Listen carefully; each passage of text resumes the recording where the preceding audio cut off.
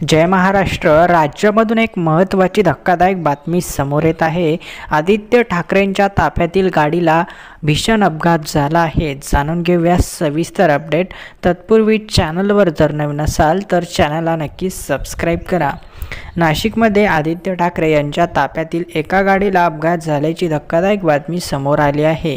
आदित्य ठाकरे यांचा सध्या नाशिक दौरा असून त्याच वेळी त्यांच्या ताफ्यातील एका गाडीला दुचाकी स्वाराने धडक दिल्याने अपघात झाला आहे। सुदैवाने या अपघातात कोणतीही जीवितहानी झाली नसून एक जण किरकोळ जखमी झाला आहे। दरम्यान आदित्य ठाकरे हे सुखरूप आहेत। आदित्य ठाकरे हे सध्या नाशिक दौऱ्यावर असून आज येवल्यामध्ये देखील त्यांची सभा पार पडली। त्याच वेळेस त्यांच्या ताफ्यातील एका गाडीला दुचाकी स्वाराने मागून धडक दिली। या अपघातामध्ये दुचाकी स्वार किरकोळ जखमी झाला आहे। कारला मागून धडक दिल्याने कारची काच फुटली आणि दुचाकी स्वार जखमी झाला। मनमाड शहरात जात असताना हा अपघात झाल्याचे समजते आहे। दरम्यान या अपघातामध्ये आदित्य ठाकरे सुखरूप आहेत ही एक दिलासादायक बातमी आहे।